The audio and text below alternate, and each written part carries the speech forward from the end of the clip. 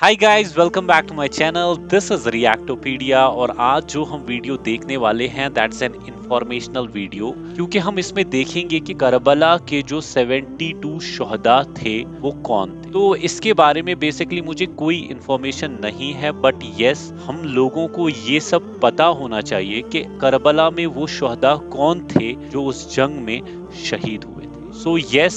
without wasting any further time, let's get into the video and see कि इस video के अंदर Karbala के उन शहदाओं के बारे में क्या-क्या बताया गया है।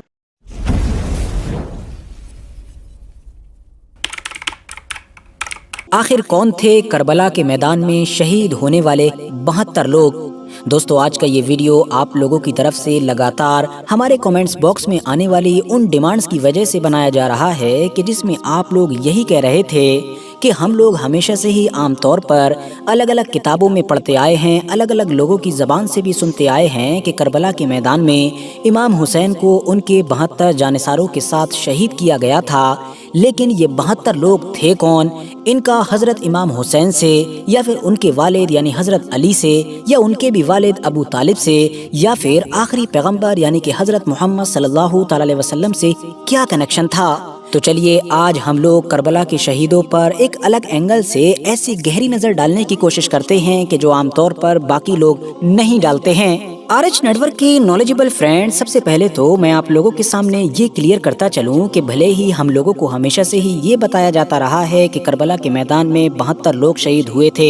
और ज़्यादातर किताबों में भी यही लिखा होता है कि जो कि काफ़ी हद तक सही भी है, मगर फिर भी अगर आप लोग कभी इस चीज़ में गहराई से घुसने की कोशिश करेंगे, इन सारे ही 72 लोगों के नामों को ढूंढने की कोशिश करेंगे या इनके बारे में जानने की कोशिश करेंगे, तो आपको पता चलेगा कि ये नंबर 72 नहीं, शायद 72 से कुछ ज़्यादा था। हाँ, वो बात अलग है कि ये सारे के सारे लोग 10 मुहर्रम के दिन करबला के मैदान ही में शहीद नहीं हुए, बल्कि इनमें से चंद लोग इस दिन से पहले या इस दिन के बाद भी शहीद किए गए थे। तो चलिए सबसे पहले तो शुरू करते हैं अहले बैत से, यानी कि करबला में शहीद होने वाले उन खास लोगों से कि जिनका ताल्लुक नबी अलैहिस्सलाम की फैमिली से था। और इसको समझने के लिए हमें सबसे पहले हज़रत अली के भी फादर यानी वालिद अबू तालिब इब्ने अब्दुल मुत्तलिब की तरफ चलना होगा कि जो रिश्ते में नबी अलैहिस्सलाम के भी न सिर्फ सगे चचा थे बल्कि शुरुआती दौर में उनके सबसे बड़े मुहाफिज भी थे। वैसे तो ऐतिहासिक किताबों से ये पता चलता है कि अबू तालिब इब्ने अब्दुल मुत्तलिब की 6 औलादें थीं, जिनमें से हज़रत अली को लगाकर 4 बेटे जबकि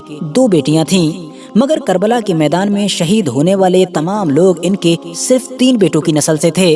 जिनमें से पहले तो जाहिर है हज़रत अली शेर खुदा ही हैं, जबकि दूसरे बेटे हज़रत जाफ़र तैयार इब्ने अबू तालिब हैं और तीसरे बेटे हज़रत अकील इब्ने अबू तालिब हैं। अब दोस्तों, इन 3 बेटों में से भी सबसे पहले हम बात कर लेते हैं हज़रत अली शेर खुदा के बारे में। वैसे तो ज्यादातर हम लोगों को हज़रत अली की सिर्फ एक ही बीवी यानी कि हज़रत बीबी फातिमा और उनके 2 प्यारे बेटे यानी कि हज़रत इमाम हसन और हज़रत इमाम हुसैन का ही जिक्र सुनने को मिलता है। हालांकि ये बात भी सच है कि हज़रत अली ने उस वक्त तक कभी भी कोई दूसरा निकाह नहीं किया कि जब तक नबी अलैहिस्सलाम की प्यारी बेटी यानी कि हज़रत बीबी फातिमा इस दुनिया से ज़ाहिरन रुखसत नहीं हो गई। उनके चले जाने के बाद हज़रत अली ने अलग अलग वक्तों पर कई निकाह किए और इस तरह से उनकी टोटल अलग अलग 9 बीवियों से 14 के करीब लड़के जबकि 19 के करीब लड़कियां पैदा हुईं। और हैरानी की बात यह है कि हज़रत अली के इनमें से 8 बेटों को जबकि ज्यादातर पोतों को करबला के मैदान में शहीद किया गया था। हज़रत अली के पहले बेटे और हज़रत इमाम हुसैन के बड़े भाई यानी कि हज़रत हसन कि जिन्होंने हज़रत अली शेर खुदा की शहादत के बाद 6 महीने तक के लिए मुसलमानों की खिलाफत को भी संभाला था, वो खुद तो करबला की जंग के वक्त मौजूद नहीं थे बल्कि लगभग 10 साल पहले ही जहर की वजह से शहीद हो चुके थे। मगर उनके लगभग 20 बेटों में से 7 बेटों के करबला की इस जंग में शामिल होने का सबूत मिलता है, जबकि इनमें से 4 बेटों के शहीद होने की भी रिवायतें मिलती हैं। इन 4 बेटों में से सबसे पहले तो हज़रत कासिम ही थे कि जिनकी उम्र उस वक्त ज्यादा में ज्यादा 13 से 14 साल के करीब ही थी और इनके बारे में इतिहासकार लिखते हैं कि इनको घोड़ों से रौंदकर शहीद किया गया था। जबकि दूसरे बेटे हज़रत अबू बकर थे कि जिनको तीर मारकर शहीद किया गया था। तीसरे बेटे हज़रत अब्दुल्ला के जिनकी उम्र सिर्फ 11 साल थी, वो उस वक्त शहीद हुए कि जब वो हज़रत इमाम हुसैन के ऊपर होने वाले एक हमले حملے کو روکنے کے لیے ان کے سامنے ڈھال کی طرح آ گئے تھے۔ حملے کو روکنے کی وجہ سے ان کا ہاتھ اس طرح سے زخمی ہوا کہ وہ لٹکنے لگا۔ اس کے بعد حرملہ نے ان کو تیر مار کر حضرت امام حسین کے بازو میں ہی شہید کر دیا، جبکہ شہید ہونے والے چوتھے بیٹے کا نام بشر ابن حسن بتایا گیا ہے۔ اس جنگ میں حضرت حسن کے مشہور بیٹے حسن المثنی بھی شامل تھے کہ جو بڑی ہی بہادری کے ساتھ لڑے، مگر قسمت کو کچھ اور ہی منظور تھا، اسی لیے وہ حد سے زیادہ زخمی حالت میں قیدی بنا لیے گئے۔ بعد میں حضرت امام حسن کی زیادہ تر نسل انہی سے آگے بڑھی اور انہی کو ہی حسنی سید کے نام سے جانا گیا، اور اسی نسل میں سب سے مشہور صوفی بزرگ یعنی کہ شیخ عبد القادر جیلانی جیسے لوگ پیدا ہوئے۔ حضرت حسن کے بعد اب اگر حضرت علی کے دوسرے بیٹے یعنی کہ حضرت امام حسین کی بات کی جائے تو وہ خود تو کربلا کے میدان میں شہید ہوئے ہی، ساتھ ہی ساتھ ان کے 3 بیٹوں میں سے 2 بیٹے بھی شہید ہوئے تھے۔ پہلے بیٹے کا نام حضرت امام علی اکبر تھا کہ جن کی عمر اس وقت لگ بھگ 18 سے 25 سال کے بیچ میں بتائی جاتی ہے۔ ان کے بارے میں اتہاسکاروں نے لکھا ہے کہ یہ حد سے زیادہ بہادری کے ساتھ لڑے، مگر پھر مرہ ابن سعد نام کے ایک جنگجو نے دھوکے سے ان کے پیچھے سے حملہ کر کے ان کو شہید کیا تھا، جبکہ دوسرے شہید ہونے والے بیٹے کا نام تھا علی اصغر۔ علی اصغر جیسی دردناک شہادت تو شاید اتہاس نے کبھی بھی نہیں دیکھی ہوگی۔ اس کی وجہ یہ ہے کہ یہ اپنی شہادت کے وقت ایک نومولود بچے ہی تھے کہ جن کو اس وقت تیر مار کر شہید کیا گیا کہ جب یہ اپنے والد یعنی حضرت امام حسین کی گود میں پیاس سے بلبلا رہے تھے۔ امام حسین کے تیسرے بیٹے حضرت زین العابدین کربلا کے میدان میں موجود تو تھے، مگر بیمار ہونے کی وجہ سے اس جنگ میں شامل نہیں ہو سکے تھے۔ ان کو بھی بعد میں قیدی بنا لیا گیا تھا، اور شاید خدا کو منظور بھی یہی تھا کیونکہ حضرت امام حسین کی آگے کی نسل پھر انہی سے چلی تھی۔ حضرت علی کے تیسرے بیٹے عباس ابن علی کہ جن کو عام طور پر ہم لوگ عباس علمدار کے نام سے یاد کرتے ہیں، وہ بھی اس جنگ میں شامل تھے، اور ان کے بارے میں تو اتہاسکار لکھتے ہیں کہ وہ دشمن فوج کو چکما دے کر دریائے فرات تک پہنچنے میں کامیاب بھی ہو گئے تھے، مگر واپسی میں پانی لاتے وقت ان کو شہید کر دیا گیا تھا۔ حضرت عباس علمدار کے بیٹے قاسم ابن عباس بھی اس جنگ میں شہید ہوئے تھے، جبکہ ان کی نسل ان کے ایک دوسرے بیٹے عبید اللہ ابن عباس سے چلی کہ جن کو آج کل علوی قبیلے کا اینسسٹر مانا جاتا ہے۔ اب کیونکہ جیسا کہ میں نے آپ کو شروع میں ہی بتا دیا تھا کہ 10 محرم کے دن کربلا کے اس میدان میں حضرت علی کے 8 بیٹوں اور زیادہ تر پوتوں کو شہید کیا تھا، تو 2 بیٹوں یعنی کہ حضرت امام حسین اور حضرت عباس کی بات تو ہم لوگوں نے کر لی، جبکہ باقی بچے ہوئے 6 بیٹوں کے نام کچھ اس طرح سے ہیں۔ پہلے بیٹے حضرت جعفر ابن علی، دوسرے عبداللہ ابن علی، تیسرے حضرت عثمان ابن علی، چوتھے حضرت ابو بکر ابن علی، اور جبکہ 5ویں محمد الاصغر ابن علی، اور چھٹے اور آخری حضرت عمر ابن علی۔ تو اس طرح سے یہ ٹوٹل اب 8 بیٹے بنتے ہیں۔ دوستو اب ہم لوگ ایک بار پھر سے ذرا اوپر کی طرف چلتے ہیں اور ابو طالب ابن عبد المطلب کے دوسرے بیٹے یعنی کہ حضرت علی کے ایک دوسرے بھائی جعفر طیار ابن ابو طالب کی نسل کو دیکھتے ہیں۔ یہ جو حضرت جعفر تھے یہ حضرت علی سے عمر میں لگ بھگ 10 سال بڑے ہوا کرتے تھے، اور کربلا سے بہت پہلے ہی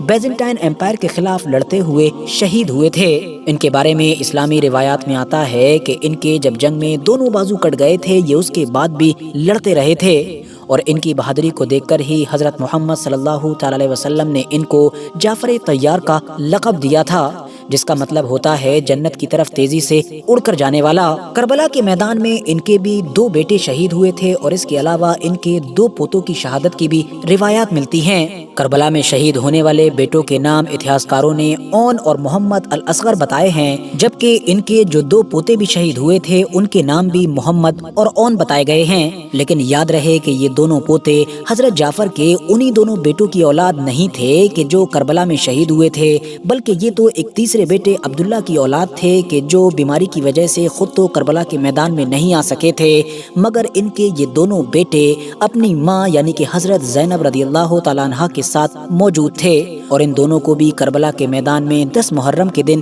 شہادت نصیب ہوئی تھی۔ اب اگر ہم ابو طالب ابن عبد المطلب کے تیسرے بیٹے یعنی کہ حضرت علی کے تیسرے اور بڑے بھائی عقیل ابن ابو طالب کے بارے میں بات کریں تو ان کے بارے میں تو کہا جاتا ہے کہ وہ خود تو کربلا کے اس واقعے سے بہت پہلے ہی اس دنیا سے رخصت ہو گئے تھے، مگر ان کی لگ بھگ ساری ہی اولادیں اور ان کے سارے ہی پوتے کربلا کے میدان میں شہید کیے گئے تھے، اور ان کے سب سے بڑے بیٹے تو وہی مسلم بن عقیل تھے کہ جن کو حضرت امام حسین نے اپنا سفیر بنا کر کوفہ کی طرف روانہ کیا تھا، اور انہوں نے کوفہ پہنچ کر جب کوفہ کو محفوظ جانا اور ساری کنڈیشن کو اپنے فیور میں جانا تو ایک واپس خط لکھ کر حضرت امام حسین کو کوفہ آنے کی دعوت دی تھی، مگر پھر کوفہ کے گورنر ابن زیاد نے نہ صرف پہلے ان کو قید کیا بلکہ قلعے کی چھت پر سرعام لوگوں کے سامنے ان کا سر بھی قلم کر دیا تھا،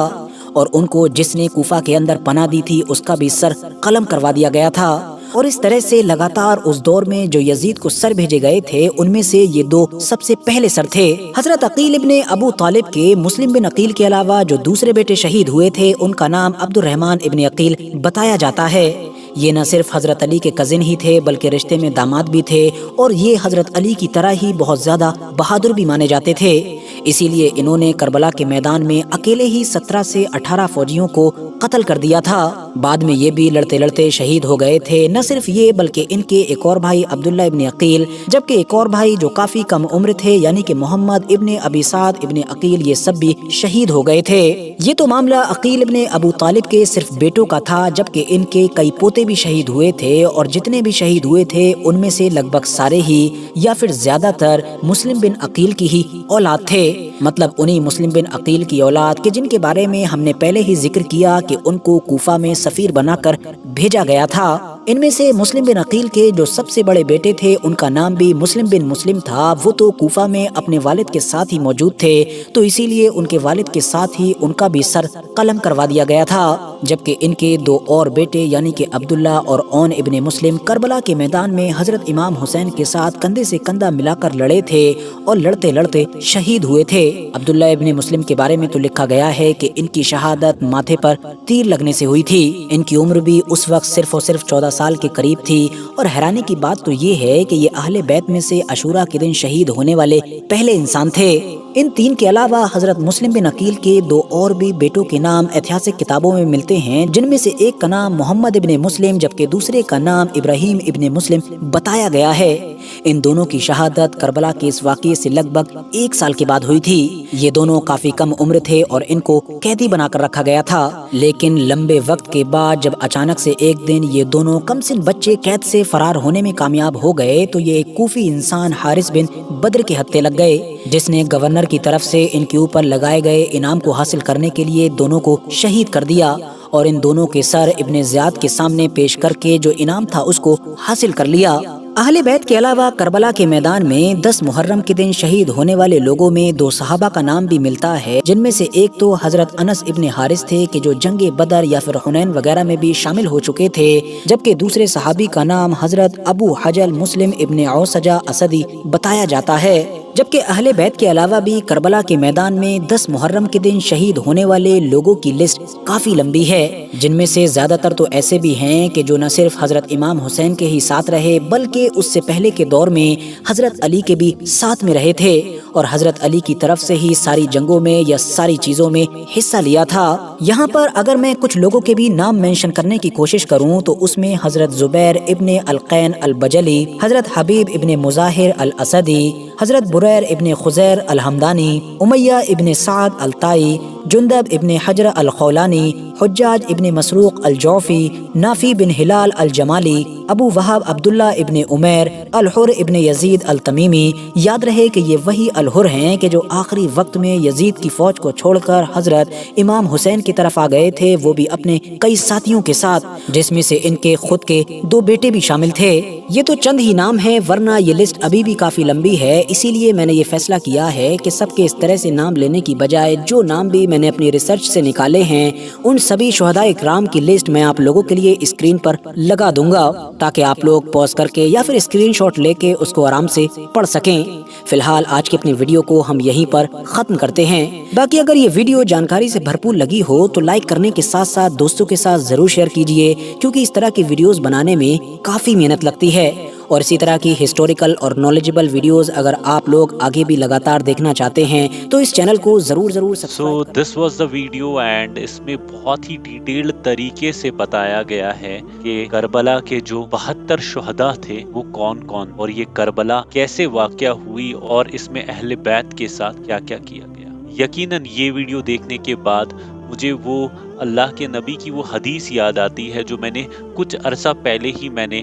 اس حدیث کے بارے میں ایک ویڈیو میں سنا تھا، جس کو غدیر خم کی حدیث کہا جاتا ہے، جہاں پہ اللہ کے نبی صلی اللہ علیہ وسلم تاکید کرتے ہیں کہ اللہ کے کلام یعنی قرآن پاک کو تھامے رکھنا اور اہل بیت کے ساتھ اچھے سلوک کی تاکید کی۔ لیکن یقیناً امت بالکل اس سے الٹ چلی اور نہ قرآن پاک کو انہوں نے تھام کے رکھا، اور اہل بیت کے ساتھ انہوں نے کیا کیا، اور پھر جو آل علی، آل جعفر اور آل عقیل کے ساتھ آگے جا کے کربلا میں ہوا، وہ سب دیکھ کے یہ دنیا، یہ زمین اور یہ آسمان، آج تک کے لوگ اور قیامت تک آنے والے لوگ دیکھ کے اور سن کے تھرا اٹھے۔ یقیناً اللہ کی لعنت، اللہ کے فرشتوں کی لعنت اور تمام لعنت کرنے والوں کی لعنت جنہوں نے اہل بیت کے ساتھ ایسا کیا۔ So yes, this was the video for today, and I will be back soon with a different video. Till that time, please do take care of yourself and keep remembering me.